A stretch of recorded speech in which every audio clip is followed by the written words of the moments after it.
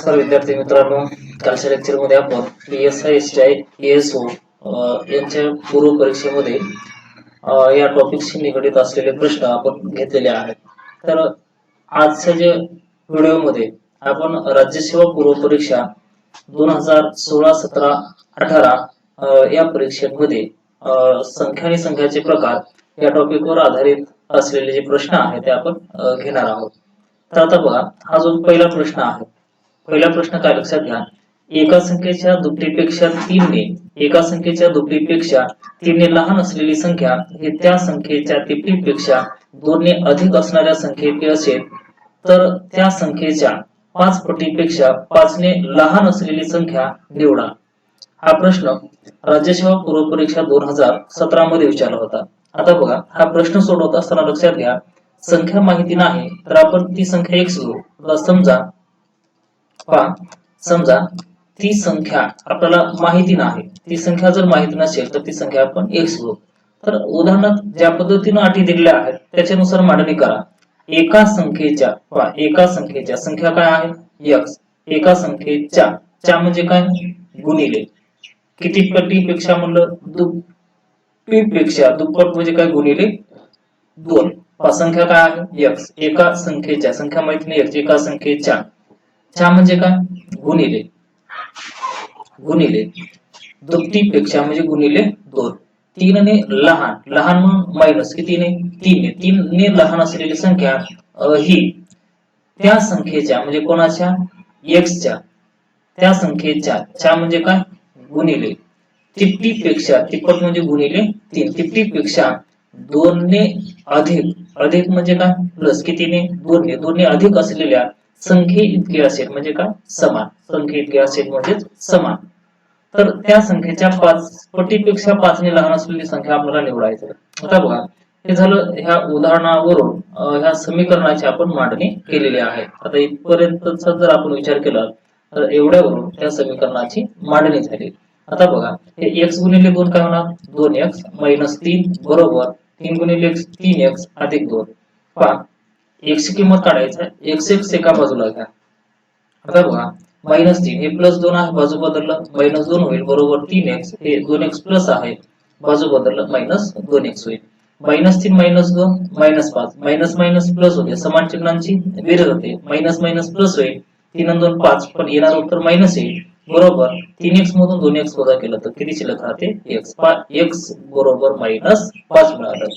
तर आपल्याला ती संख्या किती मिळाली मायनस 5, ती संख्या मायनस 5 आहे. पण उदाहरणामध्ये काय म्हटलं तर त्या संख्येच्या ती संख्या कोणती आहे मायनस 5, त्या संख्येच्या म्हणजे काय गुणिले किती पट म्हणलं 5 पट, 5 पट म्हणजे गुणिले 5, 5 पटीपेक्षा 5 ने लहान असलेली संख्या, लहान आहे म्हणून मायनस किती ने आहे 5 ने, ती संख्या काय मायनस 5, याची 5 पट म्हणजे गुणिले 5, 5 पटीपेक्षा 5 ने लहान म्हणून मायनस 5. आता बघा, हे 5 गुणिले 5 25 होईल, हे मायनस प्लस मायनस होईल, हे मायनस 25 परत हे मायनस 5, तर समान चिन्हांची बेरीज होते, मायनस मायनस प्लस होईल, 25 आणि 5 30 येईल, पण मोठी संख्या मायनस आहे मायनस 30 येईल. आता बघा, याचं जे उत्तर आहे ते मायनस 30 येईल. तर आता पहा, पुढचा जो प्रश्न आहे, पुढचा प्रश्न काय लक्षात घ्या, 2 3 4 5 7 यापैकी एका वेळी फक्त कोणतेही 4 अंक एकदाच वापरून एकूण किती 4 अंकी भिन्न भिन्न संख्या तयार होतील.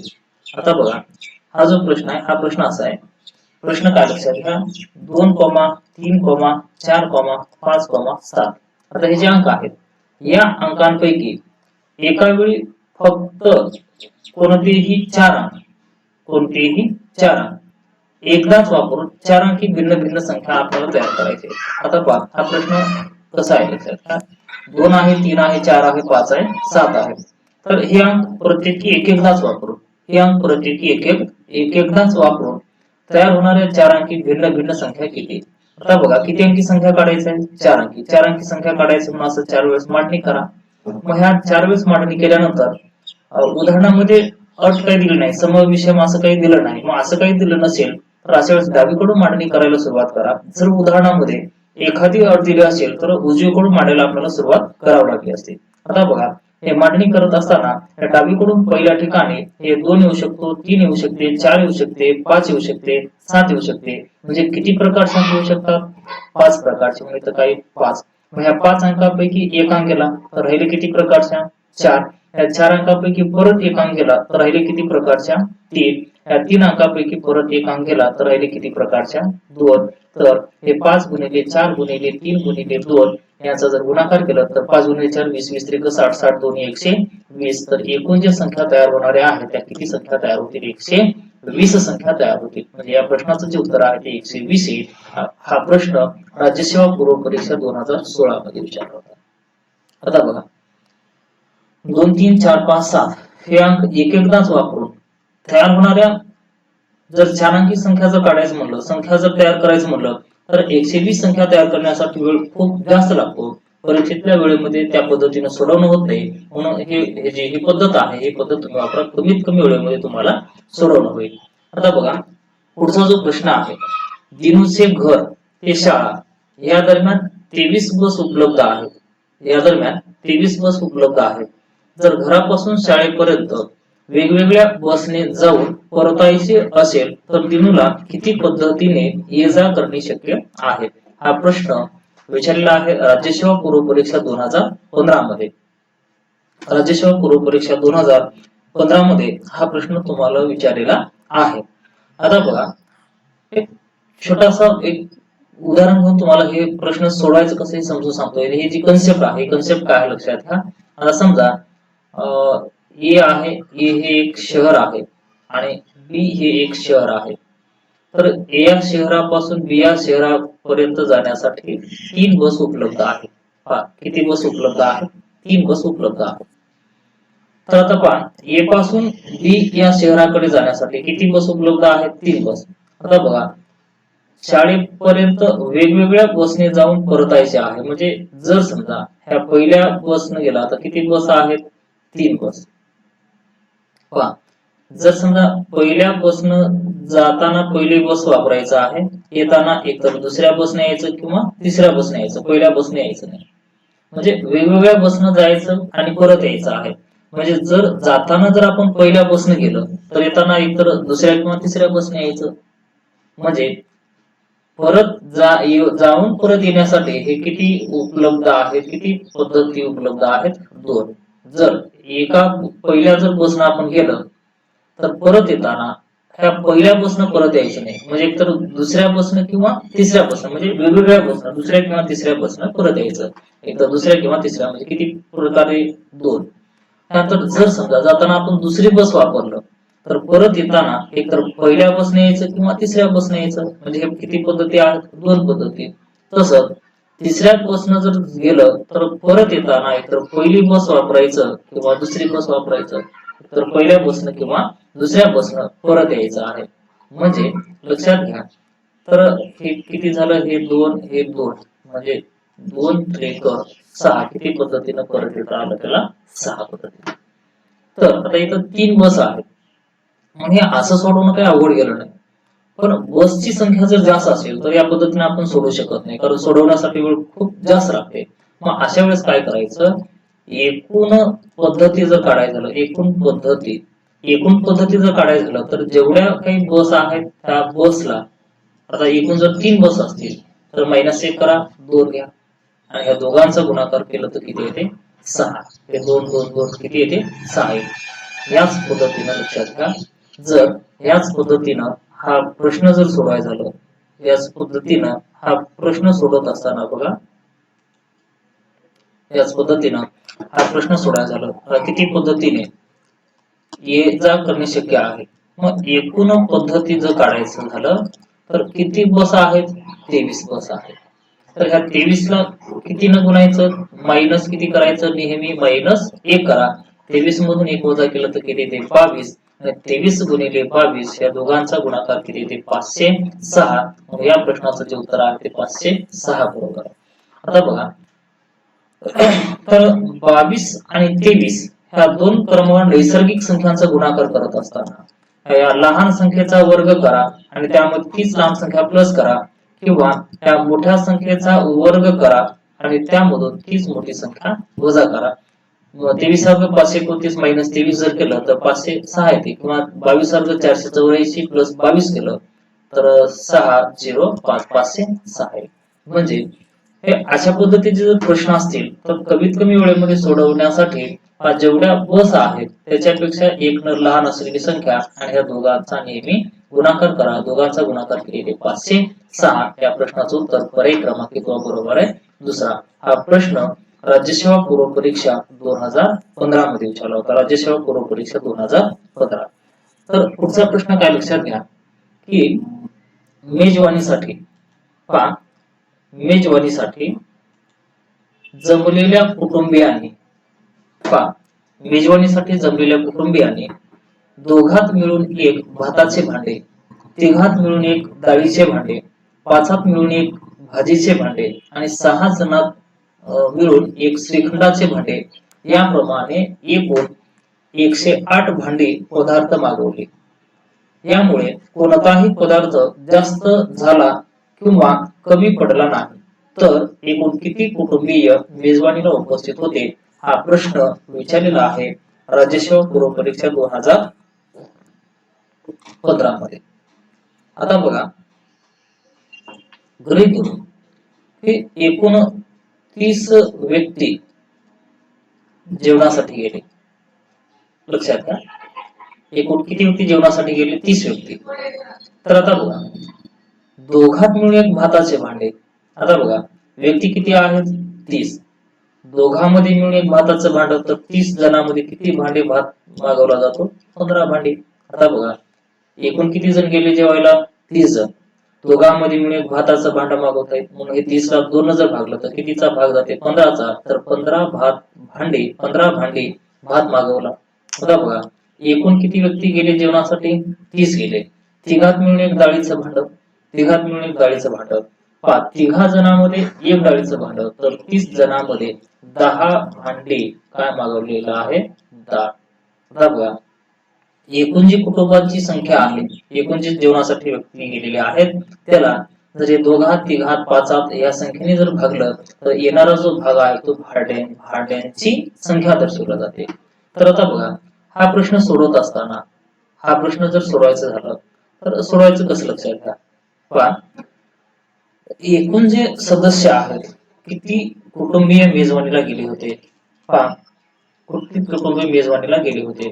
एकूण व्यक्ती जर काढायचं झालं तर माहिती नाही, आपण एक्स गृहीत धरू. आता बघा, दोघात मिळून एक भाताचे भांडे, एकूण किती जण आहेत? एक्स. दोघात मिळून एक भाताचं भांड म्हणजे एक्स ला 2 न भाग द्या.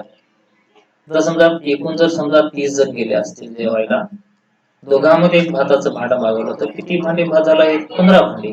म्हणजे एकूण किती व्यक्ती गेले? एक्स. दोघात मिळून एक भाताचं भांड, तर भागिले एक्स करा, सॉरी भागिले 2 करा. एकूण व्यक्ती एक्स, तिघात मिळून एक डाळीचं भांड म्हणून भागिले 3 करा. एकूण व्यक्ती एक्स, पाचात मिळून एक भाजीचे भांडे म्हणजे भागिले 5 करा. हे भाताचे भांडे, हे पहिला जो भागाकार आहे ते भाताचे भांडे, दुसरा जो भागाकार आहे ते डाळीचे भांडे, तिसरा जो भागाकार आहे ते भाजीचे भांडे. आणि एकूण व्यक्ती आहेत एक्स, 6 जणात मिळून श्रीखंडाचं भांड भागिले जर 6 केलं म्हणजे श्रीखंडाचे भांडे मिळतात. आणि असे एकूण किती भांडे झालेले आहेत? 108 भांडे. आता बघा, 2 3 5 6 यांचा जर आपण लसायव काढला तर छेदाचा लसायव काढला तर किती आलं? 30. छेद समान नसतील तर अशा वेळी छेदांचा लसायव काढा. छेदांचा लसायव किती आहे? 30. छेदांचा लसायव काढणे म्हणजे प्रत्येक अपूर्णांकाचा छेद समान करणे. आता इथे पहिल्या अपूर्णांकाचा छेद 2 आहे, तर किती करायचा आहे? 30. तर 2 ला 15 न गुणलं 30 येईल. अंश x आहे त्याला 15 न गुणलं 15 x होईल. 3 ला 10 न गुणलं 30 येईल. अंश x आहे त्याला 10 न गुणा 10x होईल. 5 ला 6 न गुणलं 30 येईल. अंश x आहे त्याला 6 न गुणलं 6x होईल. आणि या 6 ला 5 न गुणलं 30 येईल. अंश x आहे त्याला 5 न गुणलं तर 5x होईल, बरोबर 108 येईल. 15 10 25 25 आणि 6 31 31 आणि 5 किती येते? 36. 36x भागिले 30 बरोबर 108. तर x बरोबर 108 गुणिले 30 भागिले किती आहे? 36. 36 त्रिक 108 आणि 30 त्रिक किती येते? 90. तर x म्हणजे एकूण किती आहेत? एकूण व्यक्ती आहेत 90. किती कुटुंबीय मेजवानीला गेले होते? 90.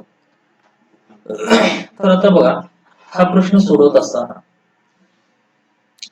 हा प्रश्न राज्यसेवा पूर्व परीक्षा 2015 मध्ये विचारलेला आहे. राज्यसेवा पूर्व परीक्षा 2015.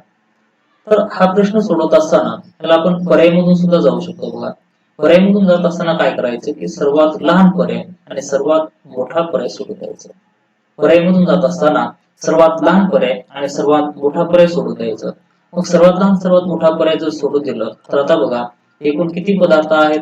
भात आहे, त्यानंतर डाळ आहे, त्यानंतर भाजी आहे, त्यानंतर श्रीखंड आहे. श्रीखंड.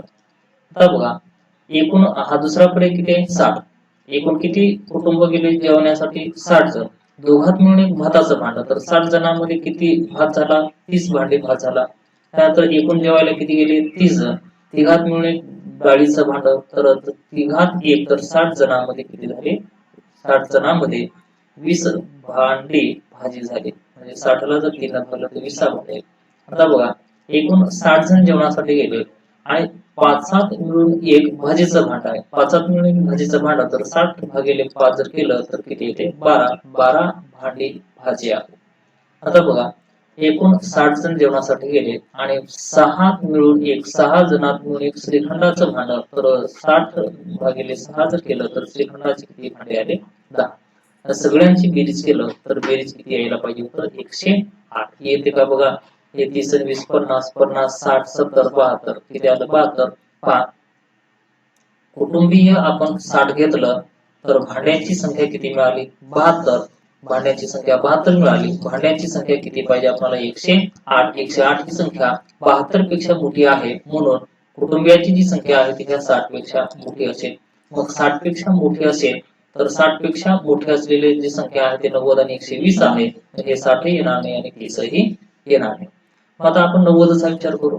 तर दोघात मिळून एक भाताचं भांड, तर 90 जणांमध्ये किती भांडे. त्या 90 ला जर समजा 2 न भागलं, 90 ला 2 न भागलं तर कितीचा भाग जाते 45. 45 भांडी काय मिळालं भात. तर बघा एकूण 90 जण आहेत. तिघात मिळून एक डाळीचं भांड, तर 90 ला जर 3 भागलं तर डाळीचे किती भांडे आले 30 भांडे. आता बघा 90 जण जेवणासाठी गेले. 5 मिळून एक भाजीचं भांड, तर 9 भागिले 5 जर काढलं तर किती येते 18. ते 18 जे भांडे आहेत ते कशाचे आहेत भाजीचे. आता बघा एकूण 90 जण आहेत आणि 6 जणात मिळून एक श्रीखंडाचं भांड, तर 90 ला जर 6 न भागलं तर कितीचा भाग जाते 15. 15 भांडे श्रीखंडाची, 18 भांडे भाजीची, 30 भांडे भाताची आणि 45 भांडे भाजीची. या सगळ्यांची बेरीज जी आहे ती किती आली पाहिजे 108. आता बघा हे बेरीज जर केलं तर 5 आणि 5 10 18 ला 8 हातचा 1 येईल. हातचा 1 येईल. त्यानंतर बघा 4 आणि 3 7 7 8 9 9 आणि हात आलेला 1 10, तर हे किती झाले 108 झालं. 108 हे त्या प्रश्नाचं उत्तर आहे. म्हणून 108 एकूण भांडी आहेत. मग त्या प्रश्नाचं जे उत्तर आहे ते पर्याय क्रमांक किती बरोबर आहे तिसरा.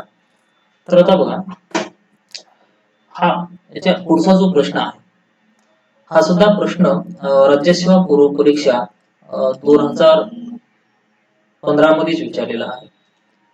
हा प्रश्न सोडवत असताना बघा हा प्रश्न मांडणी करण्यासाठी थोडासा अवघड आहे. मांडणी जी आहे ती मांडणी व्यवस्थित समजून घेण्याचा प्रयत्न करा. हा प्रश्न राज्यसेवा पूर्व परीक्षा 2015 मध्ये विचारलेला आहे.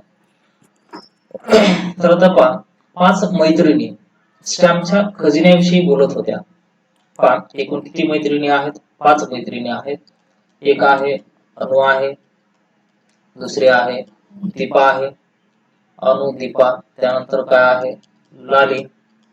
त्याच्यानंतर कोण आहे लाली. त्याच्यानंतर शमा आणि एक आहे मेरी. शमा आणि एक आहे मेरी. आता बघा उदाहरण अगोदर व्यवस्थित वाचून घ्या. त्याच्यानंतर ह्या 5 जणीकडे जी असलेली जी स्टॅम्पची संख्या आहे ते आपल्याला मांडणी करावी लागणार आहे. आता बघा अनु दीपाला म्हणाली. पहा अनु दीपाला म्हणाली जर तू मला 8 स्टॅम्प दिलेस तर तुझ्याकडे लाली इतके स्टॅम्प होतील. पहा अनु कोणाला म्हणत आहे दीपाला. अनु दीपाला म्हणाली जर तू अनु दीपाला म्हणाले जर तू म्हणजे कोण दीपा, मला म्हणजे अनुला 8 स्टॅम्प दिलेस तर तुझ्याकडे लाली इतके स्टॅम्प होतील. जर मी बोलणारी व्यक्ती म्हणजे मी, कोण बोलत आहे अनु, मी म्हणजे अनु, अनु कडचे 16 स्टॅम्प तुला दिले, तुला म्हणजे कोणाला दीपाला दिले, तर तुझ्याकडे म्हणजे दीपाकडे होणारे जे स्टॅम्प आहे ते कोणा इतके होतील म्हटलं क्षमा इतके. अनु आणि दीपाकडे मिळून क्षमा आणि लालीकडे मिळून जितके स्टॅम्प आहेत त्यापेक्षा 6 स्टॅम्प कमी आहेत. जर दीपाकडे मेरीपेक्षा 4 स्टॅम्प कमी असतील, पहा हे इथं मांडणी आपल्याला करता येते बघा, हे लक्षात ठेवा. जर दीपाकडे मेरीपेक्षा 4 स्टॅम्प कमी असतील आणि या सर्वांकडे मिळून 149 स्टॅम्प असतील तर दीपाकडे किती स्टॅम्प आहेत. आता बघा दीपाकडचे स्टॅम्प माहिती नाहीत, आपण एक्स घेतलं. दीपाकडचे जे स्टॅम्प आहे ते आपल्याला माहिती नाही म्हणून आपण किती घेतलेला आहे एक्स. आता बघा जर दीपाकडे मेरीपेक्षा 4 स्टॅम्प कमी आहेत, पहा जर दीपाकडे मेरीपेक्षा 4 स्टॅम्प कमी असतील, जर दीपाकडे स्टॅम्प कमी असतील तर मेरीकडे स्टॅम्प जास्त असतील. कितीने जास्त असायला पाहिजे 4 ने, म्हणजे एक्स अधिक किती येते 4. जर दीपाकडे जर स्टॅम्प एक्स असतील तर मेरीकडे एक्स अधिक 4 असायला पाहिजे. पहा दीपाकडे मेरीपेक्षा 4 स्टॅम्प कमी, हे एक्स अधिक 4 त्याच्यापेक्षा 4 ने कमी म्हणजे एक्स. आता बघा इकडे अनु दीपाला म्हणाली, अनु दीपाला म्हणाली जर तू मला 8 स्टॅम्प दिलेस, पहा दीपाकडे किती स्टॅम्प आहेत एक्स, त्याच्यातले 8 स्टॅम्प दिले म्हणजे किती अनुकडे राहिले, सॉरी दीपाकडे किती राहिले एक्स मायनस 8. जर तू मला 8 स्टॅम्प दिलेस, तू म्हणजे कोण दीपा, मला म्हणजे कोणाला अनुला 8 स्टॅम्प दिले. जर दीपानं जर अनुला 8 स्टॅम्प दिले तर दीपाकडे किती शिल्लक राहतात, एक्स होते 8 गेले, एक्स मायनस 8 राहिले. तर तुझ्याकडे म्हणजे कोणाकडे दीपाकडे लाली इतके स्टॅम्प होतील, म्हणजे लालीकडे किती राहतील मग एक्स मायनस 8. हे लक्षात येणं खूप महत्वाचं आहे, लक्षात घ्या. दीपाकडे किती स्टॅम्प आहेत एक्स, अनु कोणाला म्हणत आहे दीपाला, अनु दीपाला म्हणाले जर तू मला 8 स्टॅम्प दिले, दीपाकडे किती आहेत एक्स 8 गेले तर शिल्लक किती राहिले एक्स मायनस 8. आणि हे एक्स मायनस 8 कोणा एवढे आहेत म्हणलं लाली एवढे, म्हणजे लालीकडे किती स्टॅम्प आहेत एक्स मायनस 8. आता पुढे बघा, पुढे काय म्हटलंय, जर मी माझ्याकडचे, पहा बोलणारी व्यक्ती कोण आहे अनु, मी म्हणजे कोण अनु, जर मी माझ्याकडचे म्हणजे कोणाकडचे अनुकडचे 16 स्टॅम्प तुला दिले, तुला म्हणजे कोणाला बोलत आहे दीपाला, जर अनुने दीपाला 16 स्टॅम्प दिले तर तुझ्याकडे क्षमा इतके स्टॅम्प होतील. म्हणजे जर अनुनं दीपाला 16 स्टॅम्प दिले तर दीपाकडे किती होतील मग एक्स अधिक 16 स्टॅम्प होतील. आणि हे एक्स अधिक 16 जे स्टॅम्प आहे ते कोणा इतके म्हणलेला आहे क्षमा इतके, म्हणजे क्षमाकडे किती स्टॅम्प आहेत एक्स अधिक 16. आता बघा, आता अनुकडची आपल्याला स्टॅम्पची संख्या जर काढायची झालं, अनुकडच्या स्टॅम्पची जर संख्या काढायची झालं तर आपल्याला हे पुढचं वाक्य हे लक्षात घ्यावं लागणार आहे. पहा अनु आणि दीपाकडे मिळून, अनु आणि दीपाकडे मिळून, अनु आणि दीपाकडे मिळून, लाली आणि क्षमाकडे मिळून, लाली आणि क्षमाकडे मिळून, लाली आणि क्षमाकडे मिळून, लाली आणि क्षमाकडचे जे स्टॅम्प आहेत ते किती, हे एक्स मायनस हे एक्स आणि एक्स 2x झालं. त्यानंतर minus 8 plus 16, minus plus minus होईल, 16 मधून 8 वजा केलं 8 होईल, मोठी संख्या प्लस आहे प्लस 8 होईल. म्हणजे हे कोणाकडचे स्टॅम्प आहेत क्षमा आणि लालीकडचे स्टॅम्प आहेत. पहा अनु आणि दीपाकडे मिळून क्षमा आणि लालीकडे मिळून जितके स्टॅम्प आहेत त्यापेक्षा 6 स्टॅम्प कमी आहेत, याच्यापेक्षा 6 स्टॅम्प कमी आहेत कोणाकडे मिळून लाली आणि अनु आणि दीपाकडे मिळून. मग आता बघा हे 2x अधिक 8 मधून 6 वजा केलं तर किती शिल्लक राहते 2.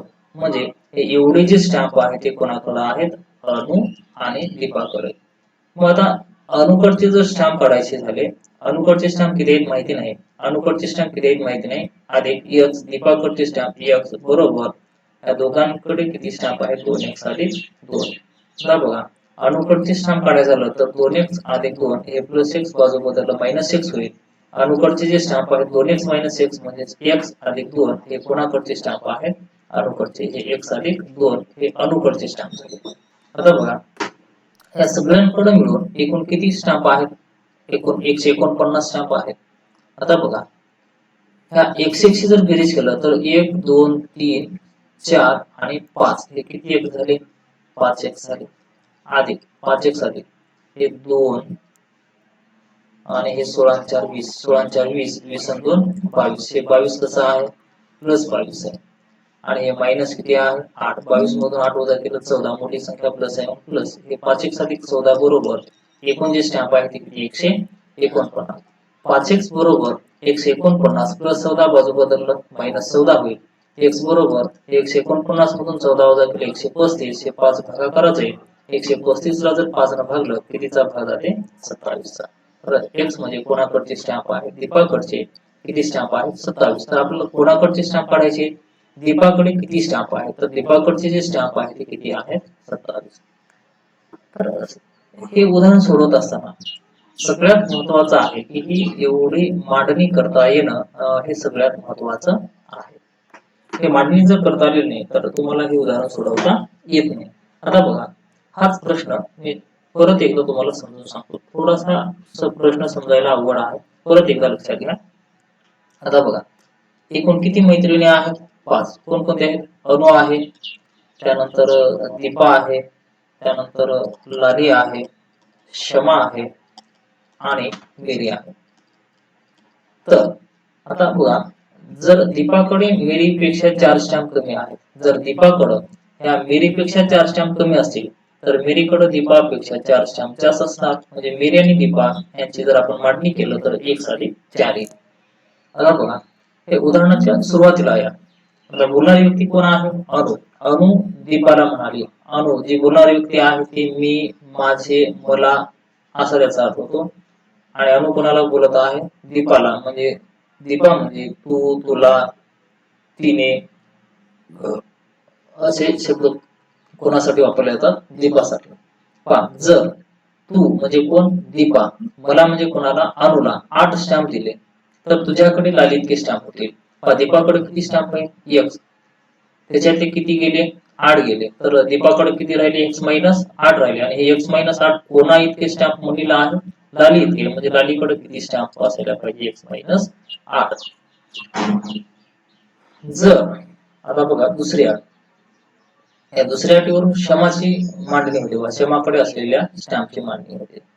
जर मी माझ्याकडचे बोलणारी व्यक्ती कोण आहे अनु, मी म्हणजे कोण अनु, अनु म्हणजे अनुकडचे म्हणजे माझ्याकडचे म्हणजे अनुकडचे 16 स्टॅम्प तुला दिले. तुला म्हणजे कोणाला दिले दीपाला. दीपाकडे किती स्टॅम्प आहेत 1 स्टॅम्प आहे. अनुकडचे किती येत आहेत 16. म्हणजे दीपाकडे किती होत आहेत 1 + 16. आणि हे 1 + 16 जे स्टॅम्प आहे ते कोणा इतके म्हणलेलं आहे क्षमा इतके. म्हणजे क्षमाकडे असलेले जे स्टॅम्प आहे ते 1 + 16 आहे. आता बघा हे मांडणी झाली कोणाची मेरी, क्षमा, लाली आणि दीपा. आता काढायचं काय आहे अनुची. अनुकडे किती स्टॅम्प आहेत हे आपल्याला काढावं लागेल. अनुकडचे स्टॅम्प काढण्यासाठी आता इथून पुढची अट महत्वाची आहे. अनु आणि दीपाकडे मिळून असलेले स्टॅम्प क्षमा आणि लालीकडे मिळून असलेल्या स्टॅम्प पेक्षा 6 ने कमी आहेत. आता बघा क्षमाकडे किती स्टॅम्प आहेत 1 + 16 आणि लालीकडे किती स्टॅम्प आहेत 1 + 8. म्हणजे यांची जर बेरीज केलं तर हे 1 1 आणि 1 1 दोन आहेत. हे मायनस प्लस मायनस होईल, दोघांची वजाबाकी 8 येईल. मोठी संख्या प्लस आहे म्हणून +8. हे कोणाकडचे स्टॅम्प झाले क्षमा आणि लालीकडचे. आणि अनु आणि दीपाकडे जे मिळून स्टॅम्प आहे ते क्षमा आणि लालीकडे मिळून असलेल्या स्टॅम्प पेक्षा 6 ने कमी आहेत. म्हणजे -6 करा. म्हणजे 2x + 2 जे स्टॅम्प आहेत ते कोणाकडचे झाले अनु आणि दीपाकडे मिळून असलेले स्टॅम्प झाले. मग आता बघा दीपाकडचे स्टॅम्प किती आहेत x आहे. मग दीपाकडचे असलेले जर स्टॅम्प आपण हे x वजा केलं म्हणजे दीपाकडचे स्टॅम्प यामधून काढून टाकलं तर कोणाकडचे स्टॅम्प शिल्लक राहतात अनुकडचे. तर 2x मधून x वजा केलं तर x शिल्लक राहते 1 + 2. हे 1 + 2 जे स्टॅम्प आहेत ते कोणाकडचे आहेत अनुकडचे. आता यांची एकूण स्टॅम्प किती दिला आहे 149. मग हे सगळ्यांची बेरीज करा 1 2 3 4 5 हे किती एक झाले 5 x झालं. हे 16 ने 4 20 आणि 2 22. 22 मधून 8 वजा केलं तर किती 14. पण येणारी वजाबाकी प्लस येईल बरोबर. एकूण जे स्टॅम्प आहे ते 149. 5x बरोबर 149. 14 प्लस हे बाजू बदललं मायनस होईल. x बरोबर 149 मधून 14 जर काढलं तर 135 येईल. हे 5 भागाकारात जाईल. 135 ला जर 5 ने भागलं तर कितीचा भाग आहे 27 चा. तर या प्रश्नाचं जे उत्तर आहे ते 27 येईल. पर्याय क्रमांक पहिला बरोबर आहे. आता हे 27 कसे येते लक्षात घ्या. आता बघा हे कोणाकडचे स्टॅम्प काढायचे होते आपल्याला दीपाकडचे. आता बघा हे अनु आहे, दीपा आहे, अनु आहे, दीपा आहे, लाली आहे, क्षमा आहे आणि मेरी आहे. आता बघा दीपाकडचे किती स्टॅम्प आले? 27. याला आपण पर्यायमधून सुद्धा जाऊ शकतो बघा. दीपाकडचे जे स्टॅम्प आहे ते 27 आहे. आता उदाहरणाची अटी आहे त्याच्यानुसार आपण मांडणी करा. जर दीपाकडे मिरीपेक्षा 4 स्टॅम्प कमी आहेत, दीपाकडे मिरीपेक्षा जर कमी असतील तर मिरीकडे दीपापेक्षा 4 स्टॅम्प जास्त. 27 मध्ये जर 4 मिळवलं तर किती होईल? 31 होईल. दीपाकडे जर 27 स्टॅम्प असतील तर मिरीकडे 4 ने जास्त म्हणजे किती असले पाहिजे? 31. आता बघा, सुरुवातीला म्हणलं जर तू मला, तू म्हणजे कोण? दीपा. जर दीपाने अनुला 8 स्टॅम्प दिले, तू मला म्हणजे तू म्हणजे दीपा, मला म्हणजे अनुला 8 स्टॅम्प दिले, म्हणजे दीपाकडे किती स्टॅम्प आहेत? 27. त्याच्यामधले 8 जर अनुला दिले तर किती शिल्लक राहतात? 19. आणि कोणा इतके स्टॅम्प बनलेला आहे? लाली इतके. म्हणजे लालीकडे किती स्टॅम्प झाले? 19. पुढे काय म्हणलं? जर मी माझ्याकडचे, दीपाकडचे किती स्टॅम्प आहेत? 16. मी म्हणजे कोण? बोलणारी व्यक्ती अनु. माझ्याकडचे म्हणजे कोणाकडचे? अनुकडचे. किती स्टॅम्प? 16 स्टॅम्प तुला दिले. अनुकडचे 16 स्टॅम्प तुला म्हणजे दीपाला दिले. तर दीपाकडे जे होणारे स्टॅम्प आहे ते कोणा इतके म्हणलं? क्षमा इतके. मग 7 आणि 6 13 3 1 1 2 1 3 1 4. क्षमाकडे किती स्टॅम्प आहेत? 43 स्टॅम्प झाले. मग आता काढायचं कोणाकडचे स्टॅम्प आहेत? अनुकडचे. तर क्षमा आणि लालीकडे मिळून जेवढे स्टॅम्प आहेत, क्षमाकडे किती? 43. लालीकडे किती? 19. या दोघांची जर बेरीज केलं तर किती येतात? 62. तर हे 62 जे स्टॅम्प आहे ते 6 स्टॅम्प कमी आहे. कोणाकडे? अनु आणि दीपाकडे मिळून जेवढे स्टॅम्प आहे त्याच्यापेक्षा 6 स्टॅम्प कमी. 62 मधून जर समजा 6 काढलं तर किती शिल्लक राहते? 56. आणि या 56 मधून 56 जे आहे ते अनु आणि दीपाकडचे स्टॅम्प आहेत. या 56 मधून जर 27 काढलं, 56 मधून जर 27 काढलं तर कोणाकडचे स्टॅम्प शिल्लक राहतात? अनुकडचे. तर अनुकडचे जर स्टॅम्प म्हणलं तर 16 तून 7 वजा केलं तर 9 येईल, आणि 4 मधून 2 वजा केलं 2 येईल. अनुकडे किती स्टॅम्प आले? 29.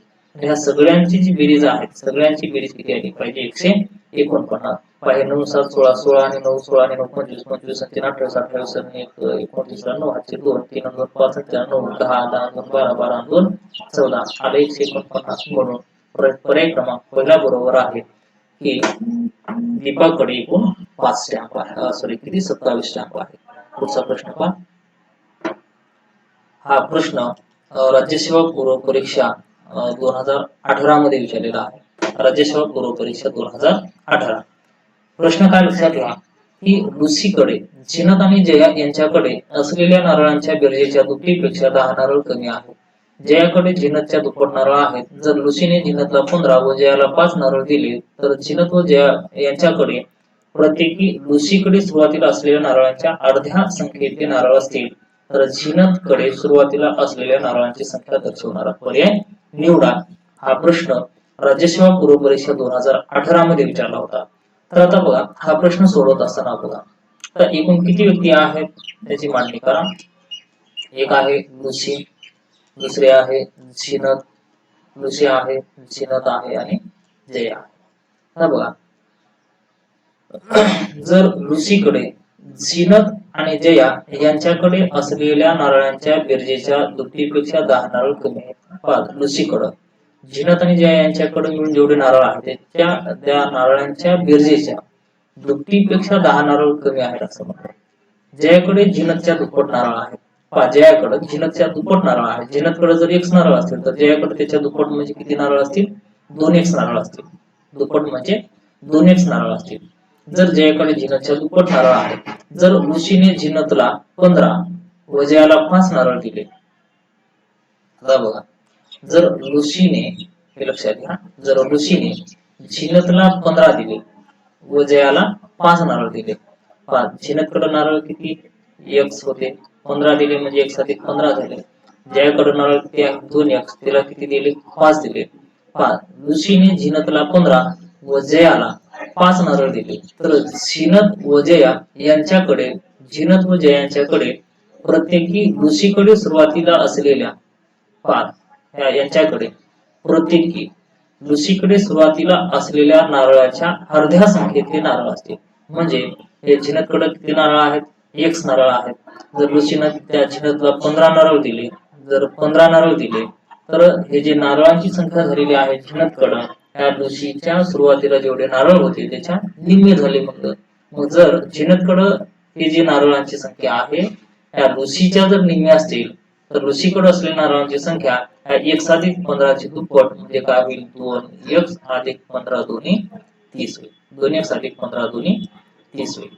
तर आता बघा उदाहरणात पुढे काय म्हणलं सुरुवातीला लुसीकडे किती नारळ आहेत 2x अधिक 30 हे लुसीकडचे नारळ आहेत.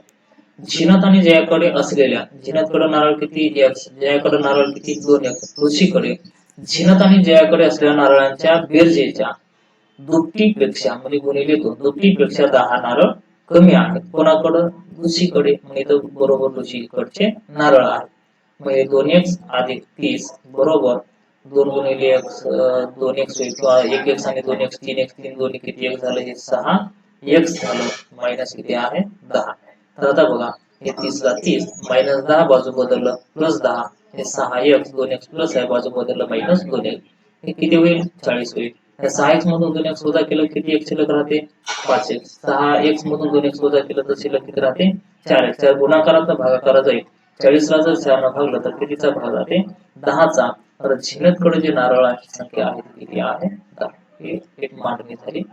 आता बघा ह्याच उदाहरणाला आपण दुसऱ्या पद्धतीने जर सोडायचं झालं दुसऱ्या पद्धतीने सोडत असताना लक्षात घ्या एकूण किती जण आहेत 3 जण आहेत. लुसी आहे झिनत आहे आणि जया आहे. लुसी आहे झिनत आहे आणि जया आहे. एकूण किती जण आहेत 3 जण आहेत. तर आता बघा जे शाब्दिक उदाहरण असतात ह्या शाब्दिक उदाहरणाला समीकरणात मांडणी करता येणं हे खूप महत्वाचं आहे. ज्या विद्यार्थ्यांना समीकरणात मांडणी करता आलं नाही हे अशा विद्यार्थ्यांना असे प्रश्न सोडवणं शक्य नाही.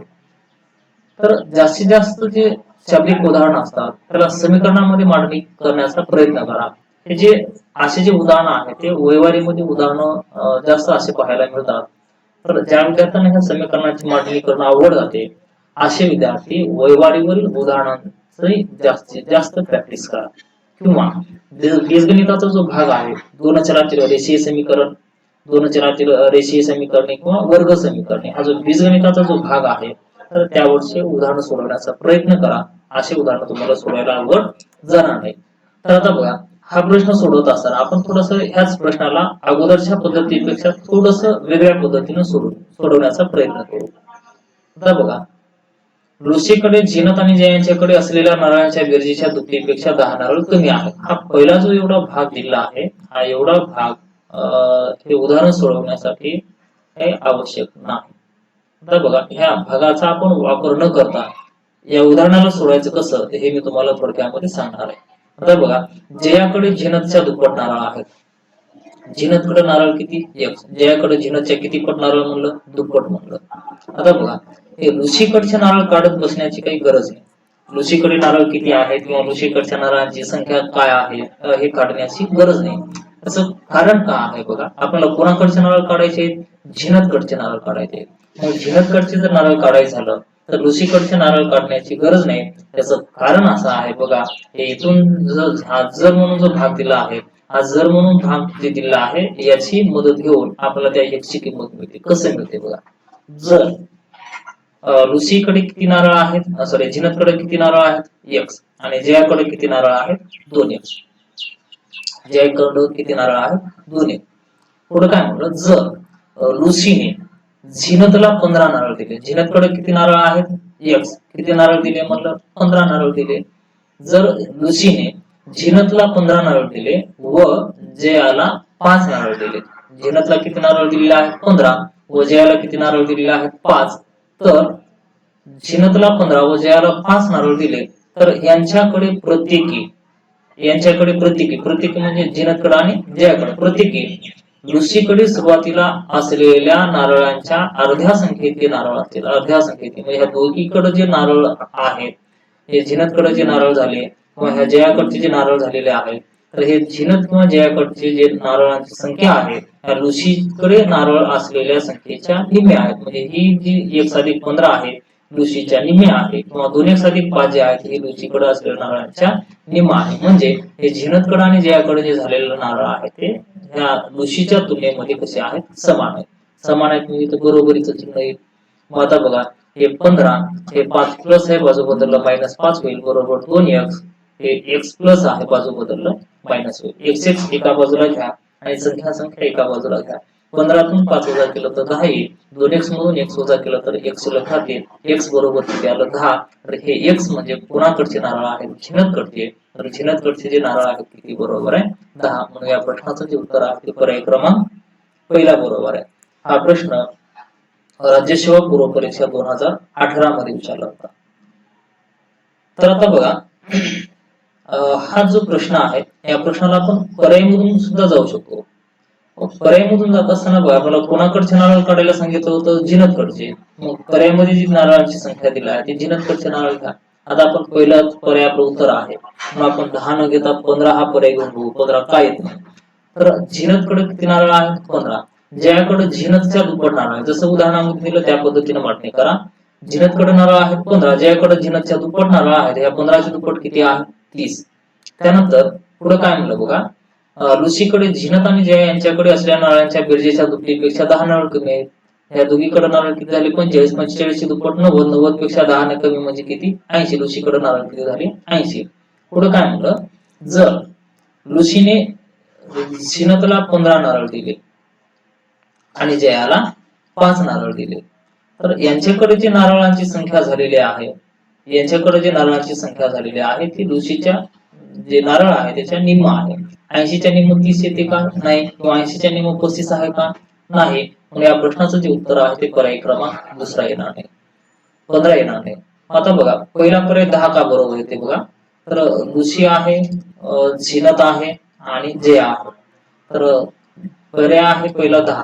झिनतकडं नारळ कोणाचे काढायचे आहेत, झिनतकडं. मग पर्यायामध्ये जी संख्या आहे ते आपण झिनतचे नारळ घेऊ. मग पहिला पर्याय किती आहे, 10. झिनतकडे किती नारळ आहेत, 10. जयाकडे झिनतच्या दुप्पट नारळ आहे, 10चे दुप्पट किती येणार, 20 येईल. म्हणजे 10चे दुप्पट 20 येईल. जर झिनतकडे जर 10 नारळ असतील तर जयाकडे 10चे दुप्पट 20 नारळ झाले.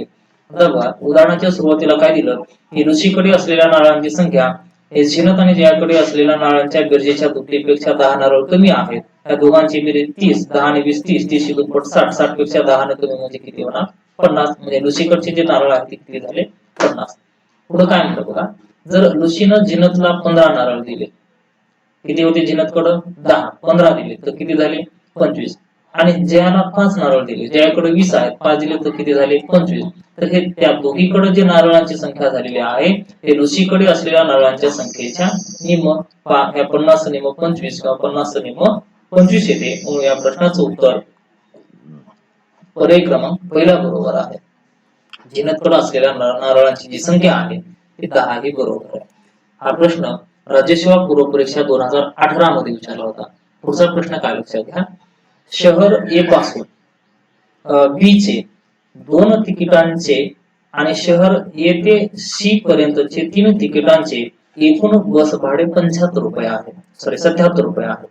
परंतु शहर ए पासून बी पर्यंत 3 तिकिटांचे आणि शहर ए ते शहर सी पर्यंत 2 तिकिटांचे एकूण बस भाडे 73 रुपये आहे. तर शहर ए पासून शहर बी पर्यंत तसंच शहर ए पासून सी पर्यंतचे अनुक्रमे बस भाडे किती हे आपल्याला काढायचं आहे. हा सुद्धा जो प्रश्न आहे तो राज्य सेवा पूर्व परीक्षा 2018 मध्ये विचारलेला आहे.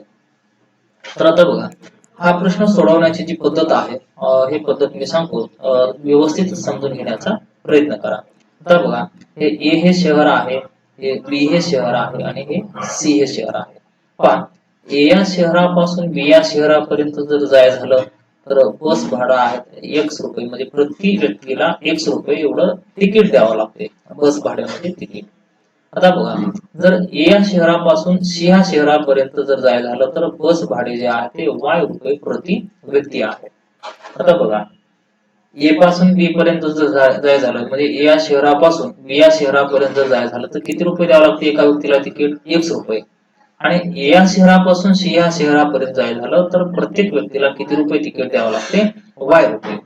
तर आता बघा हे पहिली जी अट आहे, पहिली अट काय लक्षात घ्या, शहर ए पासून बी पर्यंत ही पहिली अट आहे. शहर ए पासून बी पर्यंत हे 2 तिकिटांचे, आता ए पासून बी पर्यंत एका व्यक्तीला x रुपये, तर 2 व्यक्तीला किती रुपये झाले, 2x अधिक आणि म्हणजे अधिक शहर ए ते शहर सी पर्यंत 3 तिकिटांचे, म्हणजे ए पासून सी पर्यंत एका व्यक्तीला y रुपये द्यावे लागते.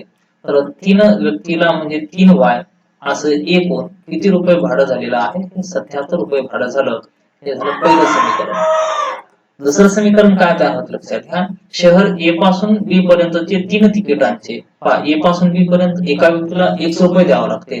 तर 3 व्यक्तीला किती रुपये द्यावं लागणार मग? 3 अधिक शहर ए ते शहर सी पर्यंत 2 तिकिटांचे ए पासून सी पर्यंत एका व्यक्तीला Y रुपये द्यावं लागतात. तर 2 व्यक्तीला 2Y रुपये द्यावं लागतात. तर हे 3x अधिक 2y आणि बरोबर भाडं किती झालेलं आहे? 73. हे झालं दुसरं समीकरण. तर ह्या दोन समीकरणांचा एकत्रित विचार करू, दोन समीकरणाचा एकत्रित विचार करू किंवा x आणि y ह्या दोन्ही पैकी एका चलाचा सहगुणक समान करा. आपण जर समजा x चा सहगुणक जर समान करायचं झालं तर हे x चे सहगुणक काय आहे? 2 आणि 3. 2 आणि 3 चा लसाअ काय आहे? 6. मग इथं 2 च्या ठिकाणी 6 आणण्यासाठी 3 गुणा आणि 3 च्या ठिकाणी 6 आणण्यासाठी 2 गुणा. म्हणजे पहिल्या समीकरणातील प्रत्येक पदाला 3 गुणा, दुसऱ्या समीकरणातील प्रत्येक पदाला 2 गुणा.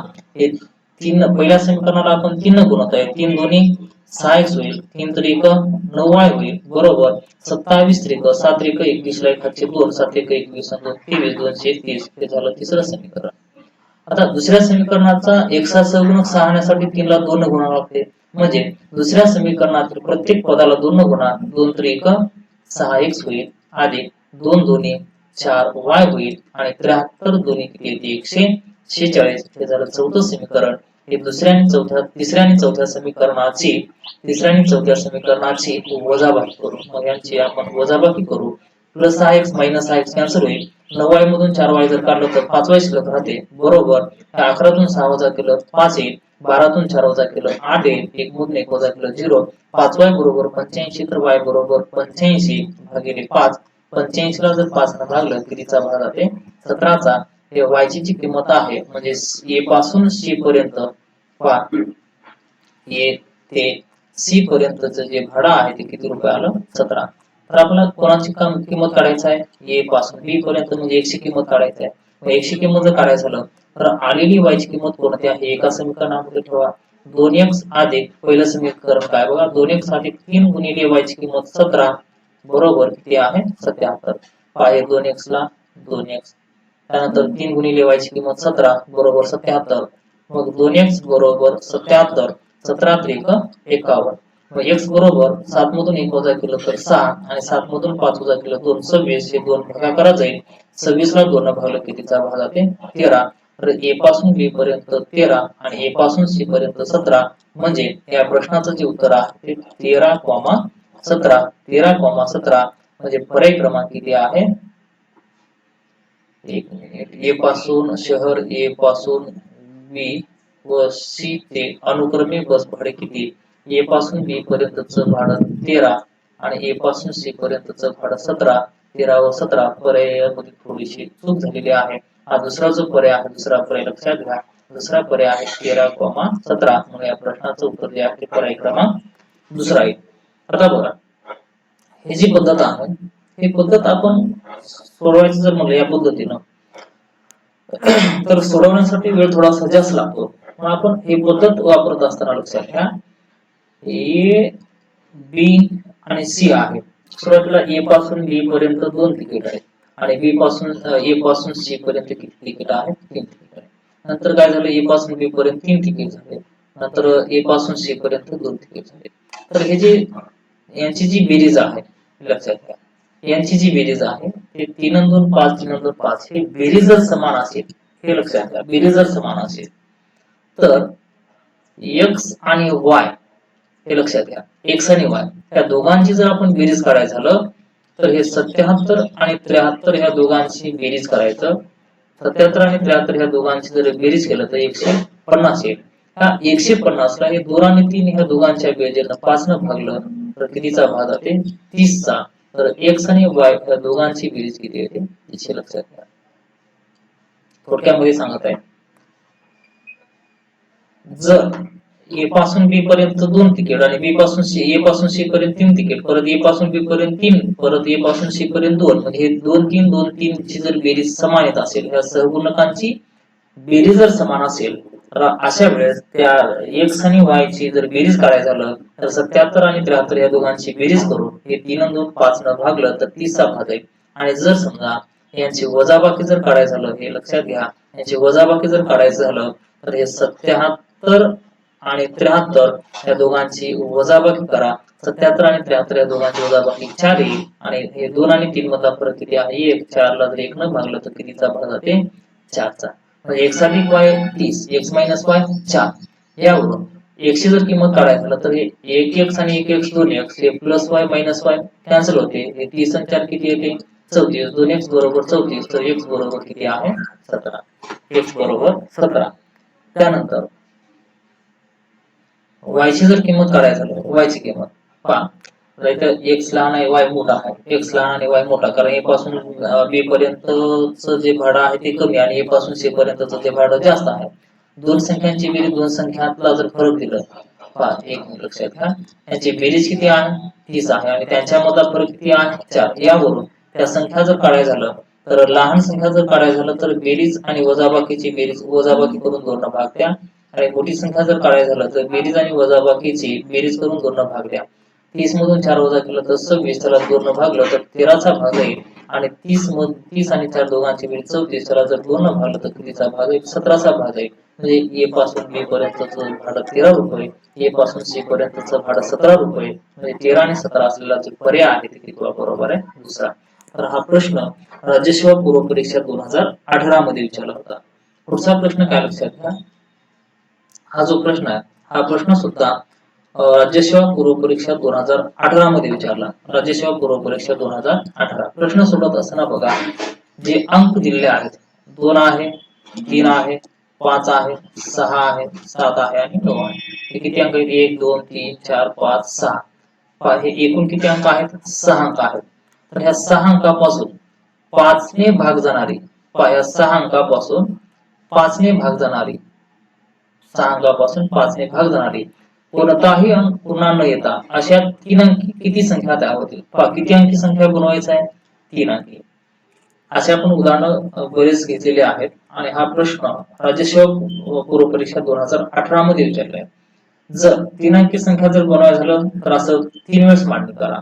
जर उदाहरणामध्ये एखादी अट दिली की सम बनवा, विषम बनवा, 5 ने भाग जाणारी बनवा, 2 ने भाग जाणारी संख्या बनवा, 3 ने भाग जाणारी संख्या बनवा, असं जर उदाहरणामध्ये काही अट दिली तर अट जर दिली असेल तर अशा उदाहरणाची मांडणी जी आहे ते आपण उजवीकडून मांडणी करायला सुरुवात करू. पहा किती न भाग जाणारी संख्या म्हणलं? 5 ने. 5 ने भाग जाणारी संख्या जर काढायचं झालं तर 5 ची कसोटी काय आहे की ज्या संख्येच्या एकक स्थानी 0 किंवा 5 असेल, ज्या संख्येच्या एकक स्थानी 0 किंवा 5 असेल तर अशा संख्यांनाच 5 ने पूर्ण भाग जातो. मग दिलेल्या अंकांपैकी जर ह्या एकक स्थानी जर 9 आलं, 3 अंकी संख्या जर बनवत असताना 2 3 9 आलं, समजा एकक स्थानी जर 9 आलं, तर एकक स्थानी जर 9 आलं तर ह्या संख्येला 5 ने भाग जाते का? जाणार नाही. म्हणजे एकक स्थानी कोणता अंक असला पाहिजे? एक तर 0 असला पाहिजे किंवा 5 असला पाहिजे. मग एकक स्थानी 0 तर नाही, म्हणजे एकक स्थानी काय आलं पाहिजे? 5 आलं पाहिजे. एकक स्थानी जर 5 आलं तरच त्या संख्येला 5 ने निशेष भाग जातो. मग ह्या दिलेल्या अंकांपैकी ह्या एकक स्थानी किती प्रकारचा अंक येऊ शकतो? एकाच प्रकारचा. आता हे एकूण किती अंक आहेत? 6 अंक आहेत. या 6 अंकापैकी एक अंक गेला तर राहिले किती अंक इथं? 5 अंक. या 5 अंकापैकी परत एक अंक गेला तर राहिले किती अंक? 4.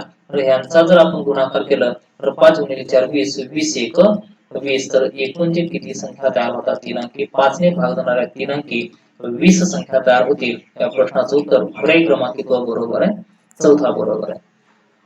जर उदाहरणामध्ये एखादी अट दिली नसेल तर अशा वेळेस डावीकडून मांडणी करायला सुरुवात करा. पण उदाहरणामध्ये एखादी जर अट दिली तर अशा वेळेस उजवीकडून मांडणी करायला सुरुवात करा. अट काय दिली होती? 5 ने भाग जाणारी संख्या काढा असं म्हटलं होतं. 5 ने भाग जाणारी संख्या जर काढायला झालं तर 5 ची कसोटी आपल्याला माहिती पाहिजे. 5 ची कसोटी काय आहे की ज्या संख्येच्या एकक स्थानी 0 किंवा 5 असेल तर त्या संख्येला 5 ने निशेष भाग जातो. मग दिलेल्या अंकांमध्ये तर 0 नाही, म्हणजे शून्याचा काही विषय नाही. मग राहिलं काय? 5. एकक स्थानी किती असलं पाहिजे? 5. ह्या दिलेल्या अंकांपैकी जर एकक स्थानी हा 5 आला तरच त्या संख्येला 5 ने भाग जाते. म्हणजे एकक स्थानी किती प्रकारचा अंक येऊ शकतो? एकाच प्रकारचा अंक येऊ शकतो. मग या 6 अंकापैकी एक अंक गेला, 6 अंकापैकी 5 हा एक अंक गेला तर राहिले किती अंक? 5 प्रकारचे.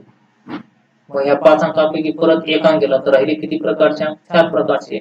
तर 5 4 20 20 एक 20 एकूण किती संख्या तयार होतात 20 संख्या. हाही प्रश्न राज्यसेवा पूर्व परीक्षा 2018 मध्ये विचारला होता. तर आता बघा पुढचा जो प्रश्न आहे हा प्रश्न राज्यसेवा पूर्व परीक्षा हा प्रश्न राज्यसेवा पूर्व परीक्षा 2017 मध्ये विचारला होता. राज्यसेवा पूर्व परीक्षा 2017 प्रश्न काय म्हणतो बघा. एका खेळात खेळाडूला पाळीत गुण मिळण्याच्या 3 संधी आहेत. किती संधी आहेत? तीन. पहिली संधी, दुसरी संधी आणि तिसरी संधी. 3 संधी आहेत. प्रत्येक सलग जे खेळाडूला आधीच्या जयापेक्षा म्हणजे हा पहिला जय आहे, हा दुसरा जय आहे, हा तिसरा जय. प्रत्येक जय हा आधीच्या जयापेक्षा अधिक गुण मिळवून देतो. म्हणजे नंतरचा जय आहे तो आधीच्या जयापेक्षा अधिक गुण मिळवून देतो. जर दुसरा जय पहिल्या जयापेक्षा 100 गुण जादा बहाल करतो. म्हणजे गृहीत धरा की पहिल्या जयामध्ये किती गुण मिळाले?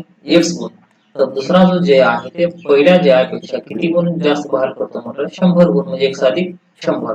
आणि तिसरा जो जय आहे, तिसरा जय हा दुसऱ्या जयामुळे मिळणाऱ्या जयाच्या दुप्पट गुण बहाल करतो. म्हणजे दुसऱ्या जयात किती गुण मिळाले? x अधिक 100 त्याच्या किती पट म्हणलं? दुप्पट. दुप्पट म्हणजे काय होणार? हे 2x अधिक 200 होईल. तर हे तिसऱ्या जयामध्ये. आणि असं लक्ष्मीने तिच्या पाळी दरम्यान सर्वाधिक गुण जिंकले आणि तिला एकूण किती गुण मिळालेले आहेत? 700 गुण. म्हणजे पहिल्या जयातले गुण x, दुसऱ्या जयातले गुण x अधिक 100, तिसऱ्या जयातले गुण 2x अधिक 200 आणि असे एकूण किती गुण मिळालेले आहेत? 3 जयामध्ये 700. x x 2x 2x आणि 2x 4x अधिक 100 आणि 200 किती झाले? 300 बरोबर किती आहे? 700. म्हणजे 4x बरोबर 700. 300 प्लस आहे बाजू बदललं मायनस 300 होईल. x बरोबर 700 मधून 300 काढलं तर 400. 4x सोबत गुणाकारात आहे बाजू बदलला खरं जाईल. 400 ला 4 ने भागलं कितीचा भाग जाते 100. तर हे जे x ची किंमत किती आलेली आहे? 100. काढायला काय सांगितलं होतं? पहिल्या जयासाठी किती गुण बहाल केले? पहिल्या जयासाठी किती गुण बहाल केलेले आहेत? 100. या प्रश्नाचं जे उत्तर आहे ते पर्याय क्रमांक कितवा बरोबर आहे? चौथा बरोबर. तर पुढचा जो प्रश्न आहे 120 या संख्येचे एककासहित भाजक किती? भाजक म्हणजे काय? भाग जाणारी संख्या. भाजक म्हणजे काय? भाग जाणारी संख्या.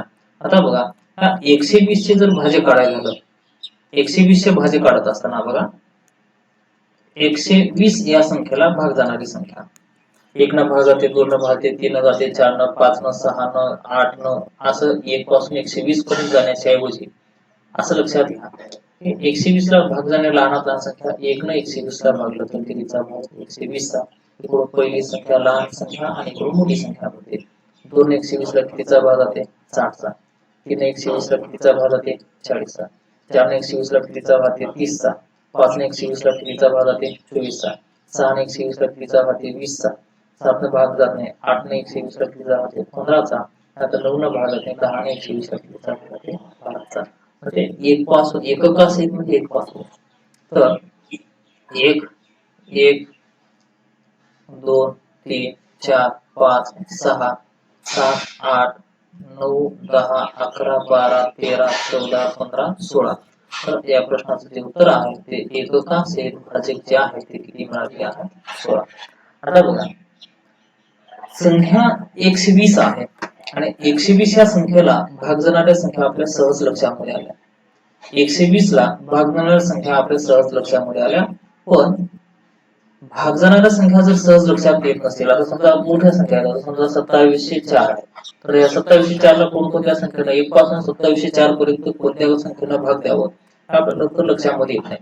अशा वेळेस प्रश्न सोडवत असताना काय करायचं लक्षात घ्या. या 120 चे अगोदर मूळ अवयव काढून घ्या. मूळ अवयव लहानात लहान मूळ अवयवापासून सुरुवात करा. 2 ने 120 ला 60 चा होते. 2 न 60 ला 30 चा भाग जाते. 2 न 60 ला 30 चा होते. 2 न 30 ला 15 चा होते. 2 च्या नंतरची मूळ संख्या 2 न 15 ला भाग जाते. 2 च्या नंतरची मूळ संख्या 3. 3 न 15 ला 5 होते आणि 5 न 5 ला 1 चा भाग येते. म्हणजे 2 चा हे 1 2 3 तिसरा घात गुणिले 3 चा 3 हे एकच वेळा आहे 3 चा पहिला घात गुणिले 5 चा 5 हे एक वेळा आलेला आहे 5 चा पहिला घात. जर यावरून एककासहित जर भाजक काढायचं झालं, एककासहित भाजक जर काढायचं झालं तर जे घात आहे त्याला एक एक ने वाढून घ्या. 3 मध्ये 1 मिळवलं 4, त्यानंतर 1 मध्ये 1 मिळवलं 2, त्यानंतर ह्या 1 मध्ये 1 मिळवलं 2. जे घात आहे ते एक एक ने वाढून घ्या. 4 दोन्ही 8, 8 दोन्ही 16. एककास एक भाज्य किती आहे? 16. हे एवढं भाग जाणाऱ्या संख्या काढत बसण्याची गरज नाही. या पद्धतीने जर सोडवलं तुम्ही तर एककास एक भाजक मिळतील. पहा 120 ला लहानात लहान मूळ संख्येला भाग द्यायला सुरुवात करा. 120 ला 2 60 होते, 2 60 ला 30 होते, 2 30 ला 15 होते, 3 15 ला 5 होते, 5 5 ला 1 चा भाग होते. 2 हे किती वेळा आलं? 3 वेळा, म्हणजे 2 चा तिसरा घात. 3 हे किती वेळा आलं? 1 वेळा, 3 चा पहिला घात. 5 हे किती वेळा आलं? 1 वेळा, 5 चा पहिला घात. तर हे जे घात आहेत हे घात एक एक न वाढून घ्या. 3 होतं 1 न वाढवलं 4, 1 होतं 1 न वाढवलं 2, 1 होतं 1 न वाढवलं 2. तर याचा जर गुणाकार केलं तर गुणाकार किती येत आहे? याचा जर गुणाकार केला तर गुणाकार किती येतो? 16. याचा गुणाकार 16 येतो. म्हणजे एककासहित भाजक जे आहे किती आहेत? 16. पुढचा प्रश्न पहा. प्रश्न त्याचा 120 या संख्येचे पहा. प्रश्न त्याचा 120 या संख्येचे काढायला काय सांगितलेलं आहे? 120 या संख्येचे आपल्याला मूळ अवयव काढायचे आहे. अगोदरच्या उदाहरणामध्ये एककासहित भाजक विचारलं होतं. या उदाहरणात काय विचारलं? मूळ अवयव. मूळ अवयव म्हणजे काय? असे अवयव की ते मूळ असले पाहिजे. परत काय करायचं? 120 ला 2 न भागलं 60 चा भाग आहे. 60 ला 2 न भागलं 30 चा भाग आहे. 30 ला 2 न भागलं 15 चा भाग आहे. 15 ला 2 न भागत नाही, 3 न भागलं 5 चा भाग आहे. 5 ला 5 न भागलं 1 चा भाग आहे. म्हणजे 2 चा तिसरा घात गुणिले 3 चा पहिला घात गुणिले 5 चा पहिला घात. जर मूळ अवयव जर म्हणलं तर जे घात आहेत त्या घातांकाची काय करायचे? बेरीज. 3 आणि 2 5. मूळ अवयव जर म्हणलं तर घातांकाची बेरीज करा.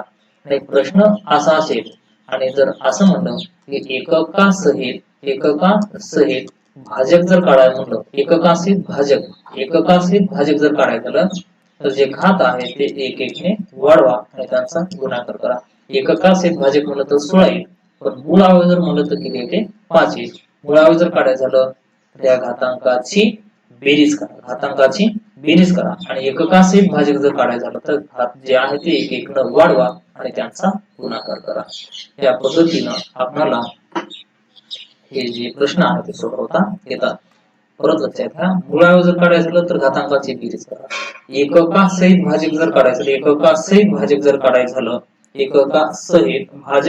झालं तर जे घात आहेत त्या घात एक एक न वाढवा आणि त्यांचा गुणाकार करा. एककासहित भाजक मिळतील. तर विद्यार्थी मित्रांनो, या ठिकाणी आपण थांबू आणि उद्यापासून नवीन टॉपिकची आपण सुरुवात करू. धन्यवाद.